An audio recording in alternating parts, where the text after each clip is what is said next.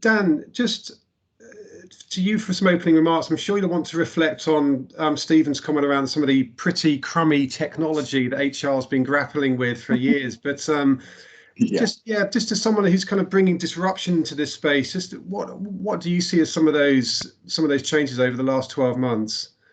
Well, I mean, I love the fact that that HR has finally got HR technology, and we have much better systems in place. And of course, your flock is one of those pieces of technology. We are just a tiny part of your potential tech stack that you're going to need in the future. If you're going to be a post-pandemic modern manager, you're going to need this stuff, just like modern salespeople and modern digital marketeers need it. You're going to need multiple tools to use. Anyway, what our tool does is it looks at the core values of your company. You have 9 different potentials, and it picks out a core value from an en masse culture map that it creates.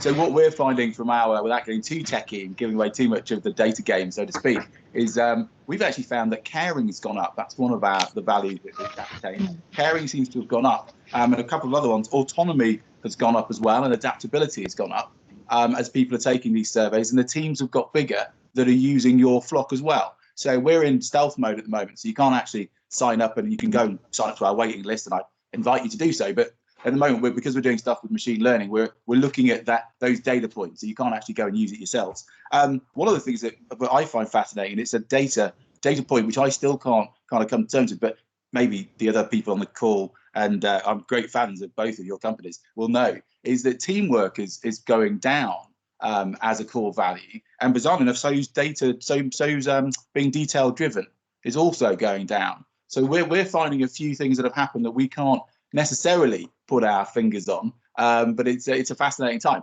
from a personal point of view. I'm echoing again what Karen's saying about being flexible, getting out there and doing different stuff and getting into nature and other things. I've got a 10-year-old daughter, so I found that my belief that I'm a great teacher is simply not true. My homeschooling was terrible, completely against Ofsted in every single way possible, I think. And the other one that I found is I find that meditation and other things have been really helpful for me personally, because it gives you that time to pause. And as you know, Paul and other people on the call, I get paid to talk quite a lot, so I don't always pause. So it's sometimes nice to be able to do that in this moment of COVID.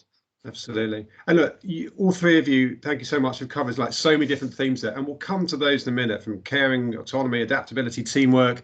But Karen, if I could just come to you for a second, because with all these themes, and you're all in kind of agreement that the world has shifted over the last 12 months. As we return to office in greater numbers, companies need to start looking at this and addressing this, and the people on this call need to start looking at this seriously and saying, well, what do we do about it? But how should people begin to understand where they are now and what their own particular challenges are?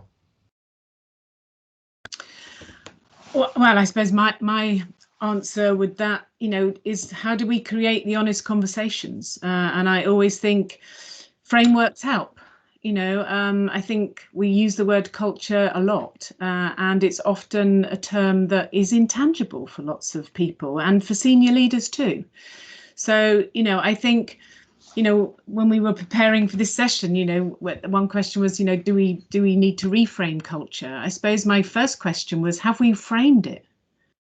What do we mean when we talk about culture? I mean, before I found the Denison model, that was a difficult question for me to answer. So, I think if we're going to start having those honest conversations, diagnostic helps, but let's not diagnose anything unless we're going to treat it.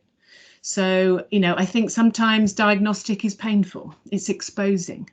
And I think, the leaders who have been really brave say, OK, let's define current state. Because, we all want to change things, but sometimes we're too impatient to know where we start from and where we need to go. So I would be really clear to say, you can diagnose your current state. There's lots of ways of doing that. Find a way that resonates for you. I particularly like the Denison because it links to performance, and it's an evidence-based model that says, what is it about our organizational culture that we know will drive our performance? And it also talks about managing the tensions, have a strategy, but make sure your people know what that strategy means for them. They've been included, they own it, they have a sense of responsibility. So, I think find out where you are, find a framework that helps you have a structured conversation, because otherwise it can become so nebulous, you don't end up with the so what. Dan, do you see that as well? Do you agree with Karen's kind of need for a framework to assess where we are now? Yeah, sorry, I was just nodding away there, because I think it's absolutely right. This is the thing, isn't it? We've got to have a benchmark and a way of understanding. As you say, culture can be just so. We have the curse of knowledge, of course, as people that work in this kind of, so we think that everyone else will get all this stuff. But actually, if you can't benchmark quite precisely where you are right now, you have a massive danger of just going, oh, our culture's good. And actually, most of the time, people who say that their culture's good, it isn't, by the way. It's just that them and their friends like running the company. But that doesn't mean your company culture's good. It means that maybe your leadership team has a great culture and you're very aligned, but actually the rest of your teams might not be, because you've never really asked them. In fact, when the times you've asked them without being too silly about it, it's usually over a gunpoint. It's not exactly a psychologically safe moment. It's like, do you like working here? Yes, of course we do. Let's all vote and get an award. Well, it doesn't mean that they do. So, big things happening in COVID right now. Well, not right now, but and again, we've got to be careful with stats and things. But it's about, in America, it's around 51%, they're saying, that are people that are looking for a new job. Yeah, and that is terrifying. It should be terrifying for a lot of people on the call. I'm not saying it's as high in England. It was about 19% a few years ago. I think it's around 40% now. And if you're not looking at your culture and seeing how your teams align and seeing how you're going to keep your people together, working together, I think, I'm totally with Karen. You've got to get your benchmark and make sure, even if it might be a painful or you might feel it's an unnecessary conversation, actually it's the most important conversation you can have. Yeah. And Stephen, and I know all three of you are data rich in the sense that you work with data and people data, but Stephen, just reflecting on a comment from Justin as well, do you see those same trends, and do you think there's that difference between how employees are feeling before the pandemic and after, and do you have kind of data around that to give us more insight? We do, and unfortunately I've got the chat switched off because I get very easily distracted, so I didn't see Justin's comment. But in terms of what we saw at the beginning of the pandemic, the first thing was that a lot of organizations kind of went into a little bit of a panic mode. They thought, is now the right time to be asking our employees what they think about their job when we're making people redundant or putting them on furlough or sending them home for the first time? And I'd be honest with you, I was quite afraid from a perspective of an organization that asks employees what they think. I was a bit worried about my future for a moment. And something then quite positive happened. I'm not sure it's because of the clients that we're working with who are a little bit more in tune with this type of thing, but people continued to ask their employees what they were thinking. And they started being a lot more agile in the content. So, we're advocates of fairly regular listening, even if it's a short number of questions. But it enabled us then to say, let's keep asking employees what they think about their engagement, about their growth, about their future, the classic signals of success. But let's be flexible in terms of what do they need today? What do they need this month? What do they need this week even? And because that, for the first time, was changing much more rapidly than we'd ever seen before. So in the early stages, we know that people wanted to feel much more supported in terms of infrastructure, in terms of their computer, their broadband, their office, if they're indeed working from home. If they didn't go home, if they're in manufacturing or frontline workers, what physical measures were being taken by their organizations to keep them safe and keep them distant and keep them away from this what now became an evil public who were making them sick. Yeah. And then we moved into more, I guess, and I hate using the word softer things, but in many cases they were. These elements around how can I help you today? Or how are you feeling today? How can I help you prioritize your work? And I know today's about culture, and this really was a cultural shift to my earlier point, that managers historically have been told to avoid talking about people's personal lives. And with quite good reason, that it's there's you can't ask somebody about their family because it may become a diversity issue. You can't ask about certain things because it may be offensive, or whatever it might be. So we suddenly saw that managers had to ask people how they were doing. How, do you have kids? Are you looking after kids? As in recruitment, you don't ask people if they have kids. It's not allowed. So all of these types of things became a cultural shift, that it became very, very relevant for employees' day-to-day operations and success to be able to interact with their leaders, interact with their peers, people that they were collaborating with on some of these personal topics. And that's where we saw this real uptick in organizations. And actually, in the pandemic, we saw a doubling of our clients running surveys, whether they be short or long surveys.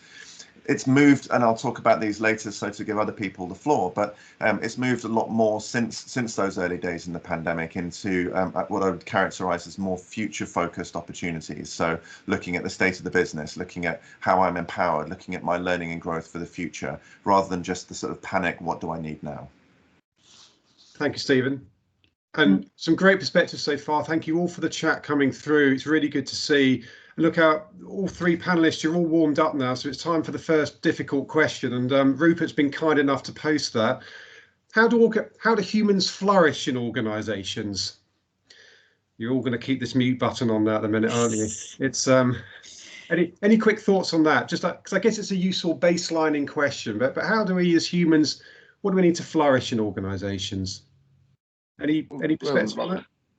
I'll jump in mainly because you thought that people wouldn't, so I'm just going to defy convention slightly by doing so. No, so how do human beings flourish? You know, I mean, this is the proposition. This is the value proposition, really, of what your flock does. It looks at the things that are underneath what we might call company culture. You know, the silly things on the brand walls, and the fact you've got a foosball table and you think that no one ever uses, and beanbags, which inherently non-diverse, by the way, to have beanbags. Anyway, it doesn't mean you're a cool tech company if you have beanbags.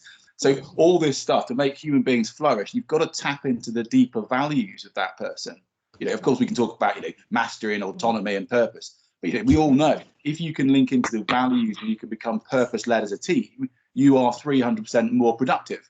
You know, if you can bring in diversity, you make actually happier places and more innovative places, which is why I'm always banging the drum about diversity, not just because I think it makes the world a better place, but actually it makes better companies and it actually makes more money. And there's huge amounts of research around that. So how do you make human beings flourish? Well, you allow them the psychological safety in the space that Steve's talking about. You do the pauses and then linking back to nature that Karen's talking about, but you also investigate what makes them tick by asking them the right questions. But you need a piece of technology, because en masse, you can't do that without technology. You can't do this without technology. It's like you can't be a great salesperson without CRM and without intelligence. It's the same thing now, which of course is why the HR tech world is booming. And I'll give you a slight cliche, which is I think we've got to bring the humane back into human resources. That's what we've got to do. And ironically, we can do that with technology.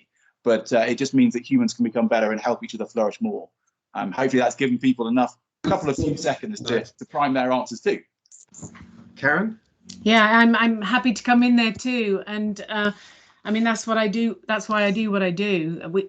We're at work more than we're anywhere else. So we should turn up at our best and be recognised for that. And I think for me, on our definition of high performance culture, it starts with a compelling vision. Now, that compelling vision isn't purely about profit that not everybody gets a bonus related to, but it's about purpose. What difference are we trying to make? It connects back to core values on our model, and it connects back to being customer focused and the teams we work for and the goals and objectives we have and how we're going to handle conflict and disagreement, because that vision is important enough to deal with that. So for me, I think I flourish when I'm at work, when I can be who I can be. I was a bit horrified, Stephen, when you said, HR people can't talk about personal stuff. Now, for me, there's the doing and then there's the being. And the being is as important as what we're trying to do. So how do we have an appropriate conversation that does show people that I care about you as a human being, trying to do what it is we have to do to drive this purpose forward? So I think flourishing, I don't want to work in a company that doesn't allow me to flourish, or certainly allow me to challenge whether I could. Now, let me challenge it. If I decide I can't, I'm going to leave, because that is important to me. I want to have purpose and I want to make a difference when I come to work. And I don't think we should be fearful of that. And if we're too afraid to have a conversation that goes down there, then I think something's wrong. Yeah, absolutely, Karen. Now, I'd like just to then, you all started talking about in the first question, so many themes about what the future of culture looked like. And Stephen, if I can maybe come to you with one of those, which is almost the flip side of what Karen was just talking about, which is, the opposite of flourishing is we've seen a lot of people over the course of the last year burning out. And, as we dig into what those cultural imperatives and themes are going to be for successful companies to navigate going forward, how do they navigate the risk of burnout amongst their employees? Yeah, and there's something that Karen said a minute ago, which I liked, because it was talking about, if you're not aligning your culture to a vision or a strategy, then you can't keep people focused on a common goal. So there's no point having a set of aspirations if they just feel like marketing speak. They have to relate to people. They have to be human. But if we think about the burnout side of things, then we've definitely seen a huge increase, and it continues, by the way, increase in burnout signal. And so that we're all clear, we're not asking people, are you stressed? Are you burnt out? Because people will naturally give the same type of response as saying, do I have high workload, and do we have enough resources? You need to be a bit more subtle about it. So like with measuring culture, you need to tap into the underlying behaviors that sit around that, because you can measure those more accurately. So when we look at the signal, we're actually looking at verbatim comments. So we're looking at not just what people are saying in terms of crossing a box from 1 to 5, agree, strongly agree. We're actually looking at the way people describe their comments and the verbatims. So that might be using words like anxiety or stress or pressure or worry, or any of these types of things that people naturally talk about when in comments, rather than the other side of things. So we've seen a massive increase in burnouts. It's climbing up to about 5.8% of comments that we're receiving at the moment, and that was just to set the ideas. This was around 4% at the beginning of the pandemic. So people naturally talk about burnout anyway, but it's continuing to climb. So we looked at the root causes of burnouts, and we said, yes, it's alarming. We know that it's improved 4% over the last quarter. And we know that people are talking about some of the more classic signs of burnout and anxiety, things like workload, things like conflict between home and work demands, things about the sort of little support from managers and that sort of thing. But what we found, number one, in terms of driving signals of burnout, was feeling that sense of disconnection from colleagues. And this, I think Dan referred to this idea of teamwork declining. That's probably what he said. It was a bit of a mystery, but I think that's what's at the heart of it. People feeling disconnected from what they're normally hardwired to feel as human beings, which is a sense of belonging, a sense of community, and a sense of connection. We also know that unclear job responsibilities plays a huge role. People not knowing how to prioritize their work when they've got 1,000,001 other things going on outside work. And then finally, it was around recognition for good work. Do I feel that, when my managers are telling me to work longer, faster, smarter, leaner, quicker, cheaper, all of these types of things, is there something in it for me? At the beginning, it was around recognition, and I'm going to keep banging the drum. Now it's a lot more about growth. That's what's causing people to remain with their organizations, because actually, surprise, surprise, human beings and employees are incredibly resilient when it comes to dealing with difficult times. But if you're not helping them then to align to the future, to Karen's point, to stop them leaving, and giving them that sense of how can I be part of this, and how am I going to get the skills, soft or otherwise, to be part of it, then you're not going to retain them. Yeah. Thank you, Stephen. I think that that last point, then remaining with organisations and aligning with the future, and a lot of that then comes down to commitment and purpose and believing in that. Karen, if I may start with you, where do you see that commitment trend, and how do you see commitment and that sense of commitment and buy-in to purpose as key to the cultural imperatives that companies need to be navigating going forward? Yeah, I think we've got early data, and we're certainly seeing innovation rocketing up and commitment looking like it's tailing off. But there's a caveat with that, because we're only this is from Q1, this year, and it's kind of back to the point. Dan talked about deeply held beliefs and assumptions. We commit to something that we see value in. So how do we reconnect that value? If I'm being asked to do endless virtual Zoom meetings, and nobody's really stopping and saying, okay, who are we disconnected from? Where are we interdependent? How do we best use that time together to sort out those problems in our interdependencies? You know, I think we can start to have bad old habits around Zoom and virtual meetings, just as we had on our day-to-day. You know, meetings were never that great in my experience. You know, we have never sorted out the purpose of having a really good meeting. How many people turn up and say, well, I'm not sure I'm here. And my first response is, well, why are you? You know, and I think, how do we take a moment? We're so busy sometimes. How do we really decide where are we disconnected and with whom? And how do we really want to reconnect? Because we do need to connect more. I think there's a myth right now that introverts are loving it because they're in you know, at home in their offices and nobody's bothering them, and extroverts are going crazy because they're not having the daily contact that they had. And that may not be true. So it is about driving down to that deeper level of belief. What are we all believing and assuming to be true about, you know, our priorities or what we need to do most? You know, how do teams connect and meet up at the beginning of the week to say, what's the most crucial thing that we can all support each other with this week? You know, I think it's that focus, it's that clarity, and it's maybe challenging some of the bad old habits that we need to reinvent. Absolutely, Karen. And Dan, I'd like to come to you in a moment on that. But as with last week, sorry, on the same topic of commitment, but as with last week, we talked about productivity, and we ran a poll last week where 50% of you stated that you thought that we'd actually become more productive over lockdown. I'd just like to try and build on that and see what everyone here thinks about commitment and how commitment has changed over lockdown, just in line with some of what you were saying there, Karen. If you look in the chat now, hopefully you will see a link just posted from my team to a Menti poll. And that Menti poll will just ask you, how do you think the level of employee commitment to your company has changed over the last 12 months? And you'll just see three very simple questions. Has it increased, stayed the same, decreased? It'll take you 10 seconds. The response is absolutely anonymous. Just while you're doing that, I'm navigating that. Dan, if I can come, you know, back to you on this point as well. You know, the just around commitment, you know, has the employee employer equilibrium shifted, and employers now need to do more to build that commitment amongst their employees?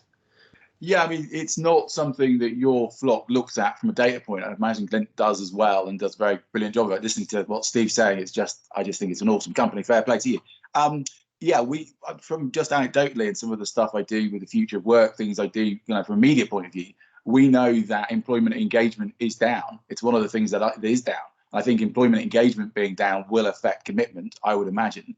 But we also know that more people are thinking about leaving the job.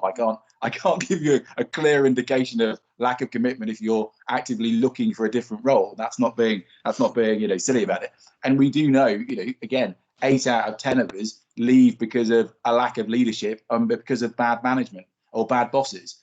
You know, we don't leave the company. 34% of people leave companies because they don't like the culture, but actually it's about, you know, 75 to 80% of people leave because they didn't like the way they were bossed, or, you know, the leadership team. Now, just a quick one on it while you're doing the poll. It'd be interesting to see those results, but we've got to give ourselves a little bit of credit here as well.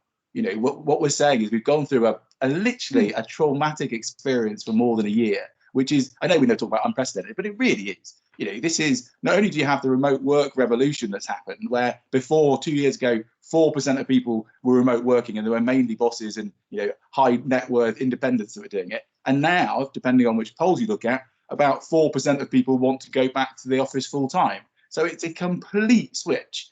And I think people are missing the fact that that revolution will have huge implications for everything, including commitment.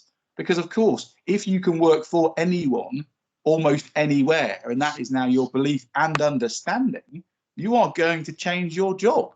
Because if you don't like it even a little bit, or if the fact your manager hasn't spoke to you enough and connected with you enough, you're not going to say, oh, well, you know, after COVID, we're not going to say, oh, that's okay, because people won't allow that. They'll just leave to a company with better technology, with better managers, with a better value statement. And maybe that's why, you know, Apple's worth so much money, because or Google's worth so much money, or these companies are, because they know the value proposition, and they've got, it's not just employee brand, is it? It's literally what the managers are doing.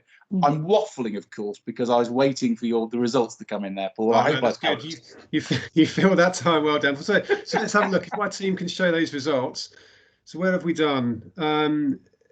So actually, okay, so employee commitment has increased over the last 12 months. Most of you think. I'm surprised. I mean, Stephen, if I can come to you then. So, is that what you see in your engagement results as well?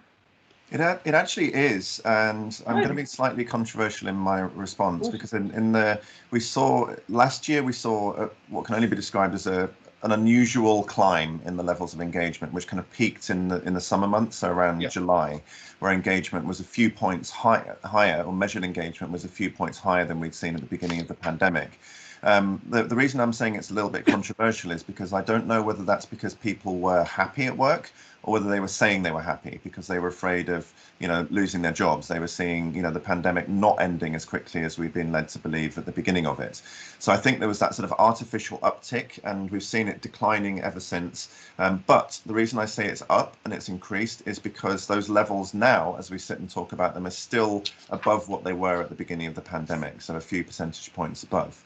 So the short answer is that it's fairly consistent. But I'll give a short answer to that one, because there's more I want to say on some other topics later on.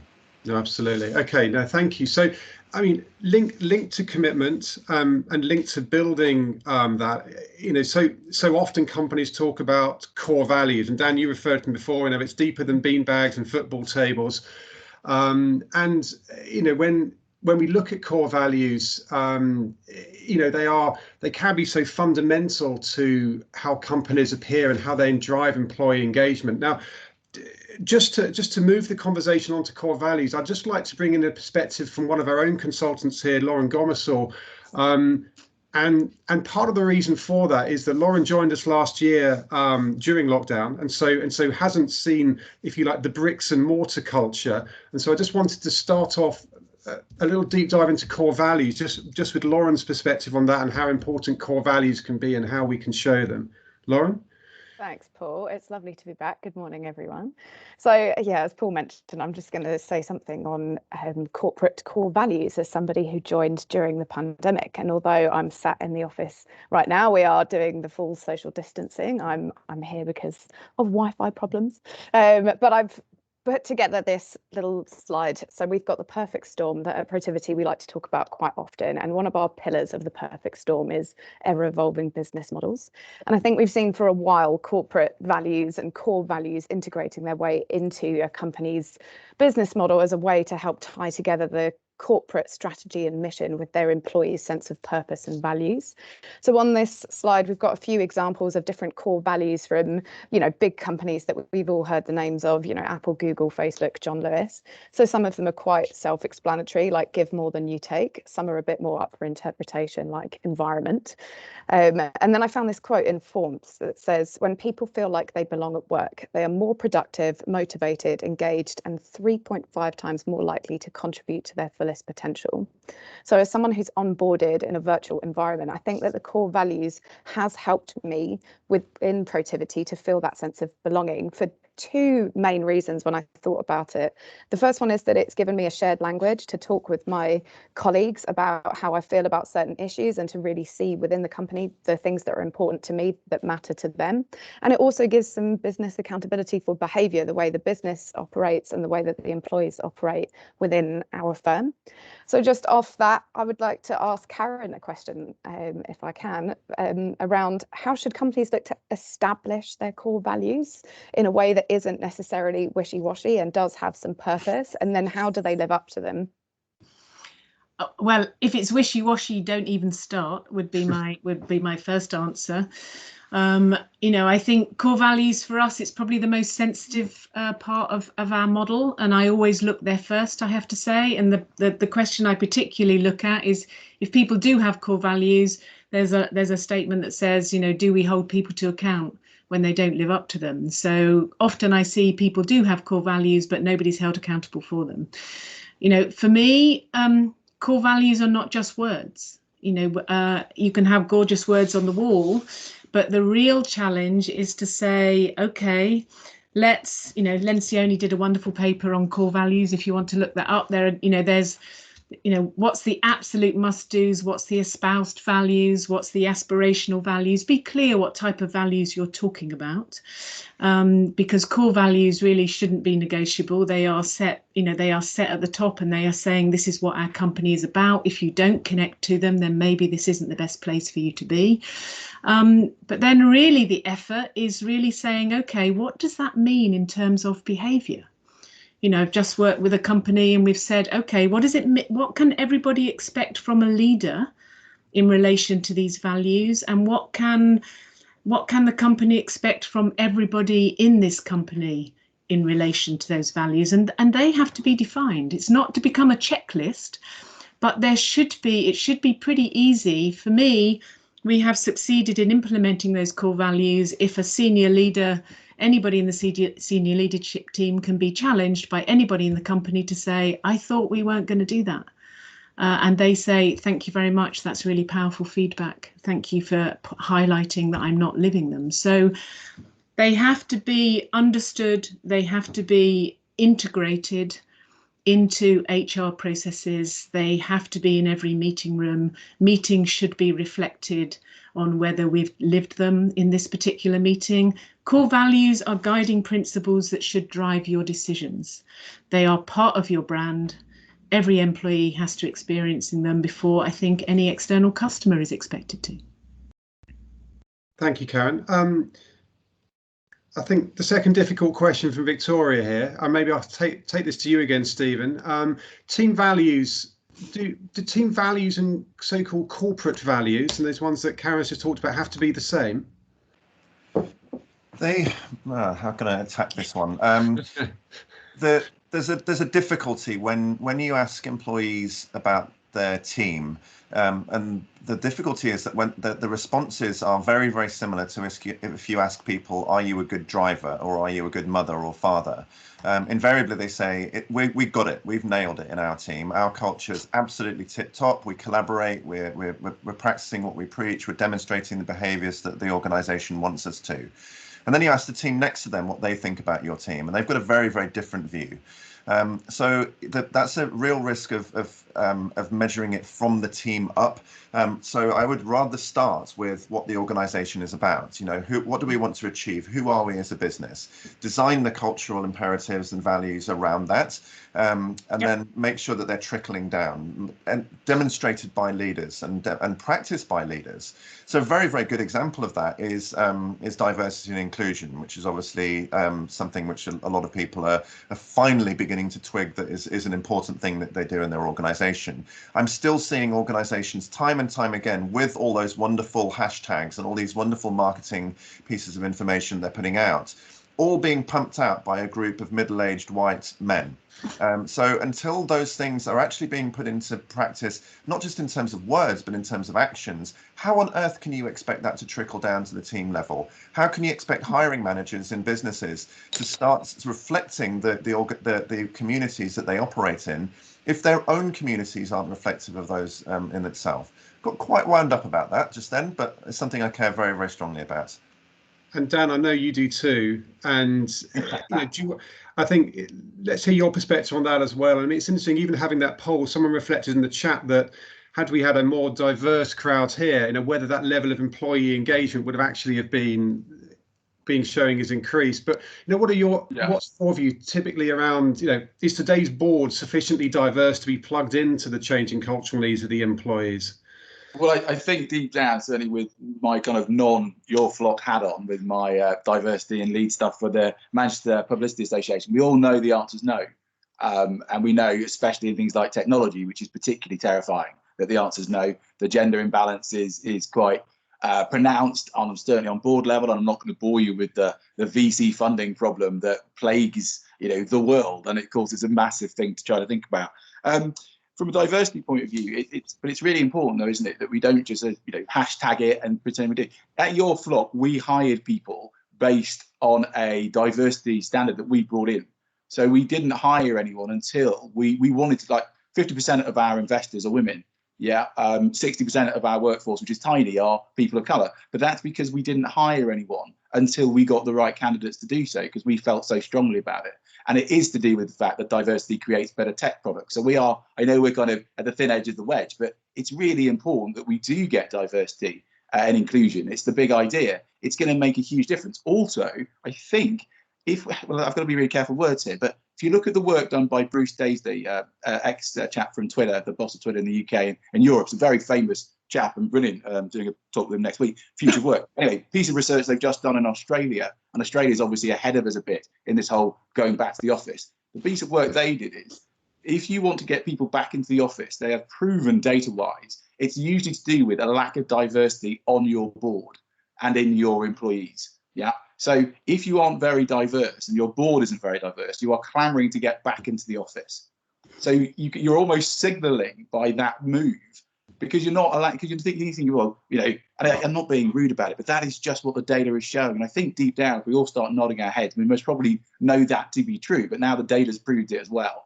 So we've got to be really careful in this remote work revolution, that if we start getting people and forcing them back to the office, we might lose some of our best talent, especially from diverse places. But also remote work allows us to start doing things in diversity and inclusion, which we wouldn't have been able to do before, because it means you can do flexible work and employing mums that are coming back to work, employing more women, employing more black people, and not just because it's the right thing to do for society, but it's the right thing to do for your business. But of course I would bang the drum quite a lot, because I am quite, I'm quite brown. So I'm also quite old. So age is a really key one as well. So let's not forget that diversity is neurodiversity and all these other things.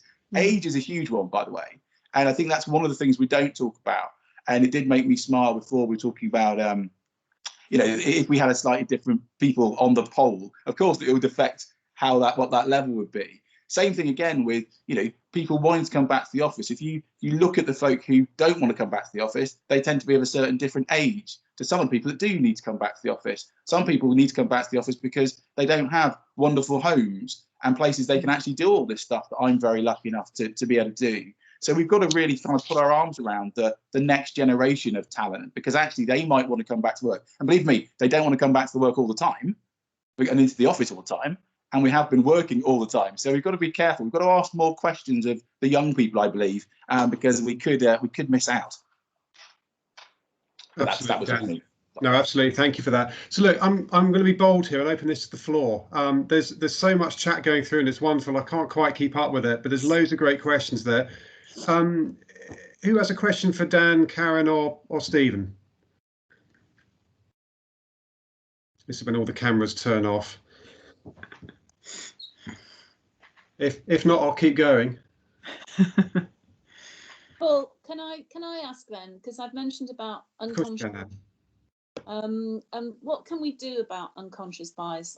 Dan's just mentioned about colour and age, and particularly for me, a woman, certain age, and the whole thing about, dare I say it in this, being a northerner, all sorts of aspects. I've been trying to take on some people who need some internships, and the accents that people speak with, all sorts of things like that. So what are people doing as employers and to actually fight this? I can do a quick response on that. Certainly from what I've seen within Glinton LinkedIn, which is our parent company, is a huge movement towards allyship. So as an employee who clearly is not in a diversity group, at least from the outside, is that I'm educated. I think I've got it nailed, like I described other people. But the reality is I don't understand what it's like to be a person of color, or somebody who's returning from maternity or paternity leave, or somebody who's returning from a period of incarceration, all of these things. Let's not forget there are a broad range of reasons that people may be impacted in the workplace. So taking part in discussion groups, taking part in groups which basically allow me to hear from people in those communities that I may not be interacting with as much as I should be, admitting that the first stage to recovery is admitting you have a problem, and really trying to kind of put and basically form a sense of allyship, not for the sake of just kind of going overboard and doing all these token gestures, but actually truly understanding what it means to be part of those groups. Yeah. Thank you, Stephen. I think that's a wonderful articulation of allyship. I think that's really, really powerful. Thank you for that. Any other questions? Or Dan, Karen, want to come back? Also, I can see a hand up, so I just can't see whose hand it is. I just wanted to comment that we're helping for organizations that really want to have they're looking at their culture, but they particularly want to think about diversity, equity and inclusion. We have designed a module. We can help them segment the data to really begin to look at who's experiencing what where. Yep. Is it level? Is it function? Is it business unit? To really kind of exactly what Stephen's saying. How do you begin to have a very focused conversation and discussion and set some priorities for change from an kind of inclusive standpoint? So, I think there are those support mechanisms out there to really help focus those discussions and to feed back to the board and leaders and really begin to understand where are the synergies, where are the discrepancies, and what do we need to do about it. Thank you, Karen. And certainly if you start recruiting on values and value-based stuff, which is what Your Flock does. So we found that the people that use Your Flock at the moment are much higher in their diversity recruitment proposition than those that aren't. And that's been a lovely kind of byproduct of kind of looking at your values and looking at that and then hiring based on that, not based on the other stuff. I'm a great believer. I was talking on Radio 5 a bit ago about bringing in blind recruitment, and obviously not blind people, yeah, but the point being, it being a blind process and taking pretty much everything off CVs. I can remember a year ago and everyone thinking I was mad. I have a feeling that might become a lot more a good way of doing things because of the very problems of unconscious bias. And please, really important one though, don't let an AI system do this. And we're letting AI systems that are inherently racist and sexist, by the way, and they are because of the data sets. Believe me, someone in tech, I know this to be true. You cannot let an AI system do it at the moment. A, because they have the intelligence of about 6-year-old, and B, because they are a vicious circle of creating a problem for you later on because of the data set they were based on. And 80% of the people that made those things were white middle-aged men. So you've got to be really careful just abrogating responsibility to a machine at the moment. Please, anyone on the call that thinks their ATS and other systems are using AI and you think that's a clever, silver bullet, it's the opposite. You're going to create a worse, a non-diverse culture. Sorry, Paul, I went on a bit of a rant there. No, thank you. Massively important. Jason, we've got time for one more question. You've got your hand up. Thank you. Just a quick one. Just echoing what Dan was saying regarding AI. Great article in The Economist week before last, exactly endorsing that, and just the fact that it's almost amplifying the biases that we are seeing that the humans are feeding into that. So there's that point there. One point we've seen we've been working in Lancashire with high performing businesses. We've seen that the new leader, as I will describe them, has a very different set of DNA, if you will, than the old grey men who went before. And what we are seeing is the highest performing ones are those who've often had adverse childhood experiences, adverse adult experiences, diversity issues or otherwise, and is incredibly more resilient, but also recruiting in that image too. But it's statistically significant that they are thriving from a performance point, from a turnover point, and from other elements by facing into that. And I just wondered if the rest of you are seeing that hard evidence is that leading pack looks different, thank goodness, and feels different, is making a difference. But equally, they're widening the gene pool for those who can come up with them. So the opportunity is not just restricted to that echo chamber previously, but actually to all. Yeah. No, Jason, thank you so much for that. I've got an eye on the time, and it feels like we could keep going for quite a while yet with all these. But look, I'm gonna come quickly back to our guests, Stephen, Dan, and Karen. Just ask them for some closing comments at 3 minutes to 9, because what I'd just like you to, and I'll come to yourself first of all, Stephen, if I may. But what words of advice would you have for everyone here? How best do they mobilise the necessary cultural change as we trickle back to the office? So I can give you 6 things because these are validated from recent work and work before the pandemic that you can be focusing on. First of all, well-being. People need to feel physically and psychologically safe at work. They need to feel valued. They need to be treated with respect. They need to feel a sense of empowerment, so having a sense of control over what the future of work looks like. So not just saying, you know, here's what you've experienced and here's what the future is, what do you think?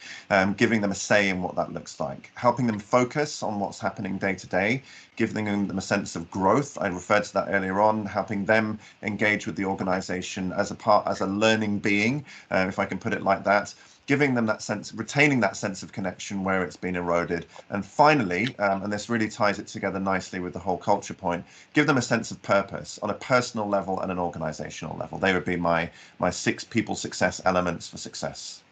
Wonderful. Thank you for that. And I think if my team could just post those in the chat, that'll be wonderful so people can see them. Dan, if I could come to you, sir, just for some closing comments. What do you want people here to do to take away and mobilize the change? Thank goodness, I was literally just scribbling down. So thanks for the team. If I can take those down for me, great. Key one is going to be data driven. You know, you cannot be hiring on a hunch anymore. You've got to be data driven as the modern manager going post pandemic. You've got to tie things much heavily into values and that value proposition.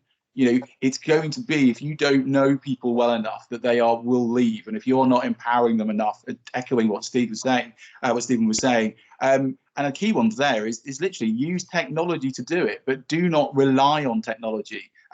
Brilliant bit of digital transformation piece, which is you should spend about 3 times more on the resources, the human resources side of it, the staff side of it, than you do on the technology. So don't just buy tech like your Flock and other things and go, oh, we've got this sorted, because that's just the start of the journey. That is the feedback loop. And I'll hand over to Karen now, because I'm sensing my minute was done. Thank you, Dan.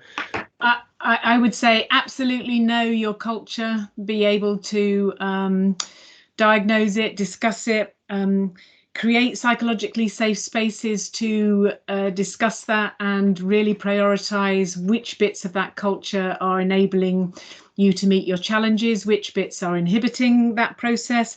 Lead by example, keep it human, and it's absolutely okay to be vulnerable, and let's give people permission to share their vulnerabilities with an intention of caring for each other and taking the learning. You know, I think that whole reflect, what have we learned? What are the good old habits that we want to preserve and strengthen? What are the bad old habits that we can let go and leave behind? Wonderful. Karen, you brought us home there, so thank you ever so much. You can see the 6 points in the chat. You can also see in the chat a demand for skill talent report posted. Please have a look at that as well, because I think that links to so much that we've discussed today. Look, it's been wonderful. As I said, I think we could keep going here for a very long time. But Karen, Dan, Stephen, and Lauren, thank you so much. That was a fantastic discussion. Thank you to all of you as well for contributing so much. And I hear that I can see that some of you are connecting, and that's exactly what this forum is about. There'll be a video of this posted on our website, as well as on the internet as well. We'll give you links to that. Please share with your colleagues, friends, LinkedIn contacts. Next week, we'll be looking at the future of healthcare and what that means for us all. So until next week, look, I'd really like to say thank you so much to Karen, Dan, and Stephen again. It's been a wonderful discussion. Extend my best wishes to you all. Stay safe, be bold, be kind to each other, and we look forward to seeing you next week. Thanks very much, Paul. Thank you, everyone. Thanks, Paul. Thanks, Lauren. Bye. Fantastic. Thanks, Karen. Thank you. Stephen, thank you. No problem. Nice to meet you, Dan and Steve. Thank you.